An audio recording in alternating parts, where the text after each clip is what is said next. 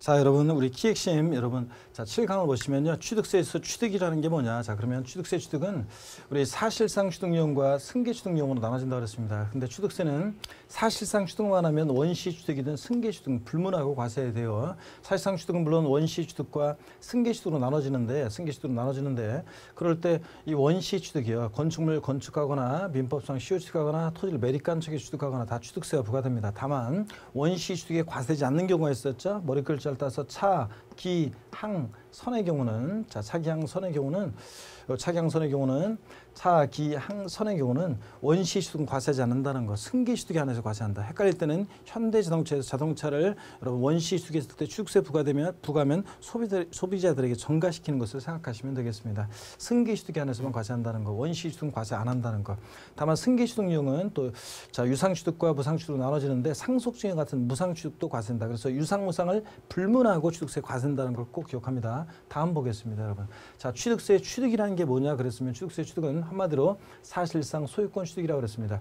등기등록과 무관하게 사실상 취득만 하면 돼요. 민법 등 관계법령 규정에 의한 등기등록을 이행한 경우에 한해서 과세한다 그러면 틀리다고 그랬습니다. 또 권리가 사실상 취득해야지 형식적으로만 취득하는 것은 과세되지 않는다. 그래서 대표적인 예가 신탁법에 의한 신탁재산 취득은 과세되지 않습니다. 다만 나중에 민법에서 여러분들 배우면 명의신탁 배우시는데 명의신탁에 의한 취득은 과세됩니다.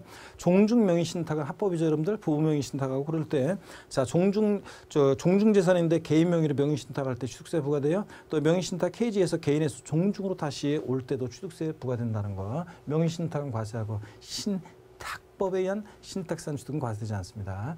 그 다음에 취득세는 사실상 소유권을 취득해야지 소유권 이외 권리 취득은 과세되지 않습니다. 즉 부동산 임차권, 지상권, 전세권, 아파트 상권권 등은 과세 대상이 아니라는 거 꼭 기억하라고 그랬습니다. 중요하다고 그랬고요.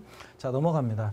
자, 그 다음에 취득세, 이제 사실상 취득은 아니지만 취득했다고 의지하는 경우가 있죠. 토지 지목 변경으로, 차량 개장비 선박 종류 변경으로, 건축물 개수등으로 반드시 어떤 일이 있어야 돼? 가액의 증가가 있을 때 취득했다고 의지한다는 거. 과점주주의 주식 취득은, 자, 자세한 내용은 다음 시간에 우리 과점주라는 자가 주식은 취득세 대상이 아닌데도, 자, 취득세 대상 물건을 주식을 취득한 비율만큼 취득했다고 간주 의지해서 취득세 부과되는 경우가 있습니다. 이거 나중에 자세히 다음 시간에 이어서 설명드립니다. 자, 다음 계속 이어서 보시면 납세지요. 세금 납부의 장소 관할에 관한 건데, 납세지는 어떤 부동산을 취득했을 때는 부동산 소재지라는 거, 여러분. 자, 주소지 아니라는 거 꼭 기억하면 되고, 회원권은 그 시설 소재지라는 거, 시설 소재지를, 자, 납세지로 한다는 거. 납세지 불분명할 때는 그 취득 물건 소재지를 납세지로 하고요.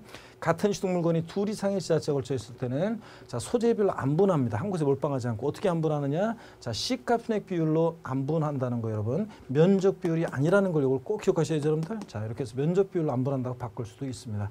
다음 이어서 보시면 여러분, 취득세 납세무자는 원칙 사실상 취득자입니다. 등기등록과 무관하게 등기등록을 이행하지 않았어도 사실상 취득만 하면 취득세가 부과됩니다. 다만 차기항선의 경우는 승계 취득자만이 납세무자지 원시 취득자는 아니라는 거, 이런 것들.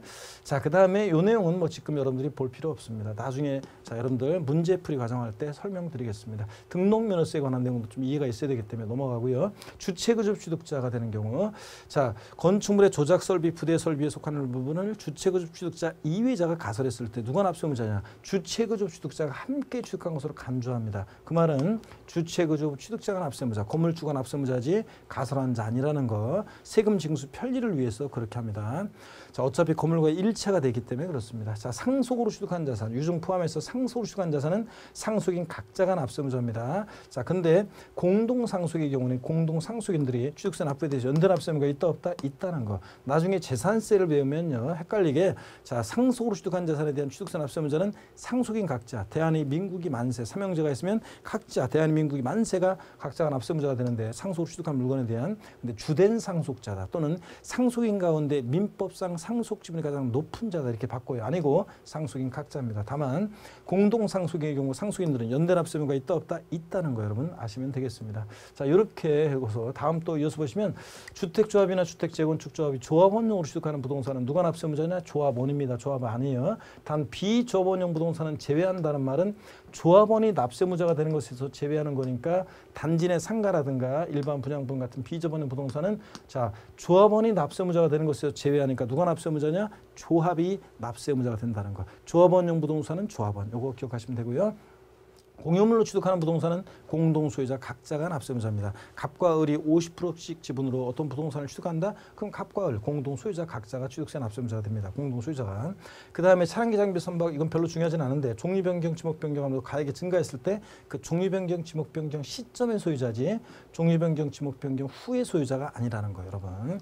자, 그 다음에 요것은 뭐 나중에 그 참고에 나오는 거고 뭐 별로 중요하지 않습니다. 뭐 이거 지입 차량 같은 거, 자 버스 한 대를 사가지고서 운수업자 명의로 등록을 할 때 운수업체 명의로 등록이 된다 할지라도 자 나중에 물론 이제 수익이 발생하면 자 제가 버스 하나 사갖고서 저 운수업체 명의로 등록을 시켜놓고 운영해요. 수익이 발생했을 때 나눠갔을 때 저를 지입 차주라고 합니다. 제가 사갖고 한 차량을 지입 차량이라고 합니다. 그럴 때 취득세 지입 차량에 대한 취득세 납세의무자 누구냐? 지입 차주. 실제 취득대금을 지급하는 자가 된다는 건데 한번 여러분이 읽어보시면 됩니다. 이런 것들은 그냥 참고적으로 보시면 돼요. 자 이렇게 해서 여러분들 취득세 누가 납세의무자가 되냐는 건데 우리 다음 시간에는 취득세 납세의무자에 관해서 자 2014년 개정세법 내용을 중심으로 해서 여러분들 자 우리가 그런 것들을 중심으로 우리가 계획서 봅니다. 배우자 직김 속에 부동산을 취득했을 때 자 우리가 취득했다고 의제 자 증여받아 취득한 것으로 의제 본다는 거 뭐 이런 등등에 관한 얘기들 또 과점주의 취득에 관한 이런 내용들 중요한데 이런 것들은 우리 다음 시간에 납세의무자 마무리 짓고 우리 취득시기라든가 등등 이어서 내용들을 보도록 합니다. 오늘은 여러분들 자 요까지 이렇게 해서 자 보시면 되겠습니다. 키핵심 자 요 정도 여러분이 기억하시면 되겠습니다. 자 여러분 고생 많으셨고 자 계속 이어서 여러분들 힘내시고 우리 최선을 다해서 여러분들 도전하시는 걸음을 멈추지 않기를 바랍니다. 여러분 힘내십시오. 고맙습니다.